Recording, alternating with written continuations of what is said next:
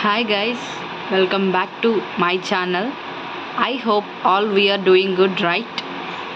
నేను ప్రీవియస్ వీడియోలో ఫిజిక్స్కి సంబంధించి సిలబస్ అనేది యూనిట్ 1 నుంచి యూనిట్ 5 దాకా బ్రీఫ్గా ఎక్స్ప్లెయిన్ చేశాను. సో ఈ వీడియోని మీరు మొదటిసారిగా చూస్తున్నట్లయితే దీనికన్నా ప్రీవియస్గా నేను ఆ వీడియో అనేది పోస్ట్ చేశాను.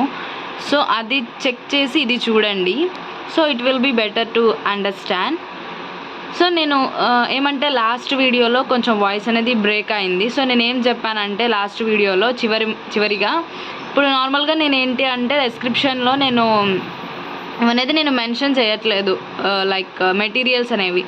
సో నేను డిస్క్రిప్షన్ బాక్స్లో మనకి మెటీరియల్స్ అనేవి నేను ఒక టెలిగ్రామ్ లింక్ అనేది ప్రొవైడ్ చేశాను. సో ఆ టెలిగ్రామ్ ఛానల్ని సబ్స్క్రైబ్ చేసుకుంటే కనుక మనకి ఈ యొక్క సబ్జెక్ట్ గురించి కానివ్వండి, ఆల్రెడీ నేను సి లాంగ్వేజ్కి సంబంధించిన ఆల్ 5 యూనిట్స్ అనేది మెటీరియల్స్ అనేది దాంట్లో పోస్ట్ చేశాను.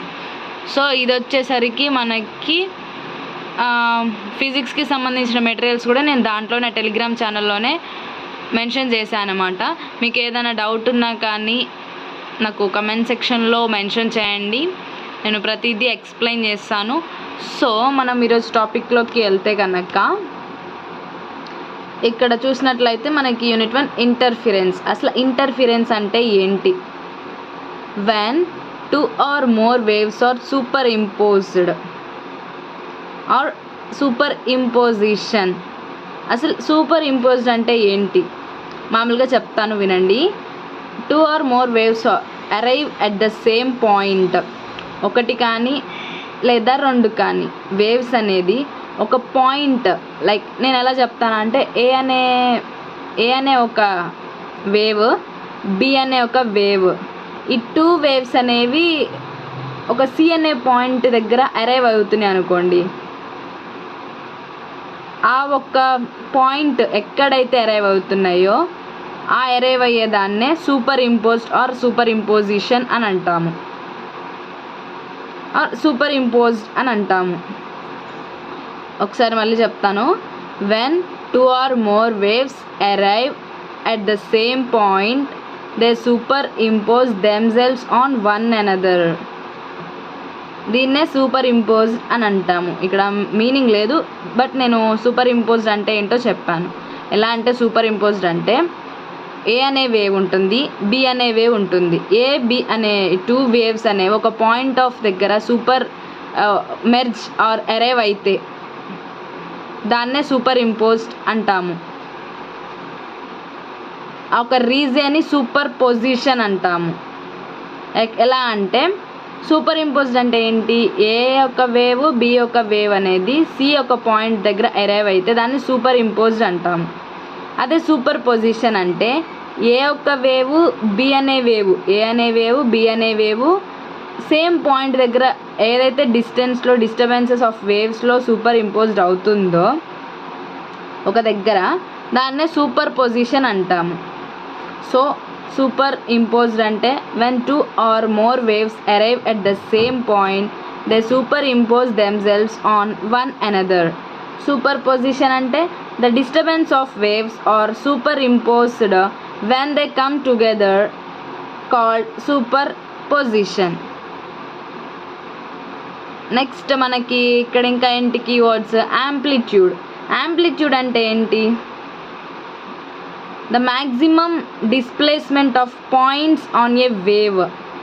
ఒక మ్యాక్సిమం డిస్ప్లేస్మెంట్, ఒక పాయింట్ నుంచి వేవ్కి ఉన్న మ్యాక్సిమం డిస్ప్లేస్మెంట్నే మనము యాంప్లిట్యూడ్ అంటాము.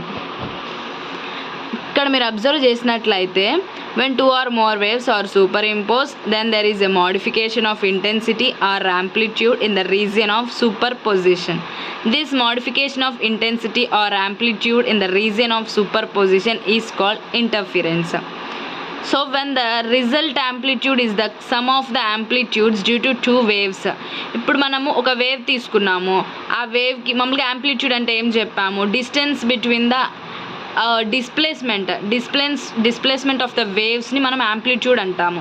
సో దీంట్లో ఇక్కడ మనకి constructive interference and destructive interference అనేది చూస్తాము. ఇప్పుడు మనము ఒక స్మాల్గా డిస్ప్లేస్మెంట్ ఆఫ్ వేవ్ని, ఒక యాంప్లిట్యూడ్ ఆఫ్ ద వేవ్ని మనము ఫైండ్ అవుట్ చేయాలి అంటే మనకేం కావాలి, ఆ ఒక వేవ్కి ఉన్న డిస్ప్లేస్మెంట్ అనేది కావాలి మనకి. సో ఇక్కడ ఏమంటున్నారు, కన్స్ట్రక్టివ్ ఇంటర్ఫిరెన్స్ అంటే ఏంటి, when the resultant amplitude is the sum of the amplitudes due to two waves. మనం ఏదైతే ఒక యాంప్లిట్యూడ్ యొక్క రిజల్టెంట్ అనేది టూ వేవ్స్ యొక్క సమ్ యొక్క యాంప్లిట్యూడ్తో రిలేటెడ్గా ఉండేదాన్నే మనము కన్స్ట్రక్టివ్ ఇంటర్ఫిరెన్స్ అంటాము. when the resultant amplitude is the sum of the amplitudes due to two waves, the interference is known as the constructive interference. And when the resultant amplitude is equal to the difference of two amplitude, resultant amplitude అనేది some of amplitudes వేవ్స్తో ఉంటేనే కదా amplitude అనేది మనం find out చేస్తాము. And amplitude అనేది ఎలా find out చేస్తాము, displacement of వేవ్తో. మామూలుగా ఫస్ట్ కన్స్ట్రక్టివ్ ఇంటర్ఫిరెన్స్ అంటే ఏంటి అంటే, రిజల్టెంట్ యాంప్లిట్యూడ్ అనేది టూ వేవ్స్కి సమ్గా రిలేటెడ్గా ఉంటే దాన్ని కన్స్ట్రక్టివ్ ఇంటర్ఫిరెన్స్ అంటాము. రిజల్టెంట్ యాంప్లిట్యూడ్ అనేది టూ యాంప్లిట్యూడ్స్ యొక్క దానికి డిఫరెన్స్ అనేది ఈక్వల్గా ఉంటే వాటి యొక్క ఇంటర్ఫిరెన్స్ అనేది డిస్ట్రక్టివ్ ఇంటర్ఫిరెన్స్ అంటాము. నేను మళ్ళీ ఒకసారి ఎక్స్ప్లెయిన్ చేస్తాను వినండి. ఈ ఇంటర్ఫిరెన్స్లో మనకి కన్స్ట్రక్టివ్ అండ్ డిస్ట్రక్టివ్ అని రెండు ఉంటాయి. వాటి యొక్క రిజల్టెంట్ యాంప్లిట్యూడ్ అనేది వాటి యొక్క రిజల్టెంట్ యాంప్లిట్యూడ్ అనేది టూ వేవ్స్ యొక్క సమ్ ఆఫ్ యాంప్లిట్యూడ్కి సేమ్గా ఉంటే కనుక, రిలేటబుల్ అవుతే కనుక దాన్ని కన్స్ట్రక్టివ్ ఇంటర్ఫిరెన్స్ అంటాం. అదేవిధంగా డిస్ట్రక్టివ్ ఇంటర్ఫిరెన్స్ అంటే ఏంటి అంటే, దాని యొక్క రిజల్టెంట్ యాంప్లిట్యూడ్ అనేది ఇంటర్ఫిరెన్స్కి డిఫరెన్స్గా ఉంటే కనుక దాన్ని మనము డిస్ట్రక్టివ్ ఇంటర్ఫిరెన్స్ అంటాం. ఇక్కడ మీకు కన్స్ట్రక్టివ్కి డిస్ట్రక్టివ్ ఇంటర్ఫిరెన్స్కి ఇక్కడ మీకు డయాగ్రమాటిక్ రిప్రజెంటేషన్లో చూస్తాం చూడండి. సో ఇప్పుడు ఇక్కడ కన్స్ట్రక్టివ్ ఇంటర్ఫిరెన్స్ ఎలా ఉంది, సేమ్ ఉంది. ఈ సేమ్ ఫస్ట్ వేవ్ 1 అనేది సేమ్ ఉంది ప్లస్ వేవ్ 2ని. అంటే మనకి ఇక్కడ మనం యాంప్లిట్యూడ్ ఫైండ్ అవుట్ చేయాలి అంటే, ఇప్పుడు ఒక వేవ్ యొక్క యాంప్లిట్యూడ్ ఫైండ్ అవుట్ చేయాలి అంటే డిస్ప్లేస్మెంట్ అనేది, ఆ ఒక వేవ్ యొక్క డిస్ప్లేస్మెంట్ అనేది మనకు కావాలి. అలాగే ఇక్కడ టూ వేవ్స్ యొక్క డిస్ప్లేస్మెంట్ అనేది మనం ఎలా చేస్తామనేది చూడండి. కన్స్ట్రక్టివ్ ఇంటర్ఫిరెన్స్లో ఏంటంటే వేవ్ 1 వేవ్ 2ని మెర్జ్ చేస్తే వేవ్ 3 అంటే ఆ టూ యొక్క రిలేటబుల్గా మనకి వస్తుందన్నమాట. అదే డిస్ట్రక్టివ్ ఇంటర్ఫిరెన్స్ అంటే మనకి డిఫరెన్స్ ఉంటుందన్నమాట. వేవ్ 1కి వేవ్ 2కి చాలా డిఫరెన్స్ ఉంటుంది. ఇప్పుడు ఇక్కడ మనం అబ్జర్వ్ చేస్తే ఇక్కడ వేవ్ 1 వచ్చేసరికి సేమ్ పొజిషన్లో ఉంది అండ్ అలాగే సేమ్ పొజిషన్లో మనకి అవుట్పుట్ అనేది ఇచ్చింది. ఇక్కడ వేవ్ 1 అనేది ఒకలాగుంది, వేవ్ 2 అనేది ఒకలాగుంది. సో మనకు అవుట్పుట్ అనేది నిల్ అనమాట. సో ఇదేమో రిలేటబుల్గా ఉంటుంది, ఇది నాట్ రిలేటబుల్గా ఉంటుంది. ఇది మనకి ఇంటర్ఫిరెన్స్. సో మనకి next principle of superposition అంటే చెప్పాను కదా, the disturbances of waves are superimposed when they come together is called superposition. So మనకి సూపర్ పొజిషన్ అనేది ఒక ప్రిన్సిపల్ అనేది ఎలా ఉంటుందో చూద్దాం. This principle states that the resultant displacement of particles in a medium acted upon by two or more waves simultaneously means at the same time. అంటే superposition యొక్క principal ఏం చెప్తుందంటే, దాని యొక్క డిస్ప్లేస్మెంట్, రిజల్టెంట్ డిస్ప్లేస్మెంట్ పార్టికల్స్ అనేవి ఎక్కడ ఉంటాయి, ఒక మీడియంలో ఉంటాయి. అవి టూ ఆర్ మోర్ వేవ్స్తో సైమల్టేనియస్లీ ఎట్ ద సేమ్ టైంలో ఒక డిస్ప్లేస్మెంట్ ఆఫ్ వేవ్స్ అనేవి పర్టికులర్ అండ్ ఇండివిజువల్గా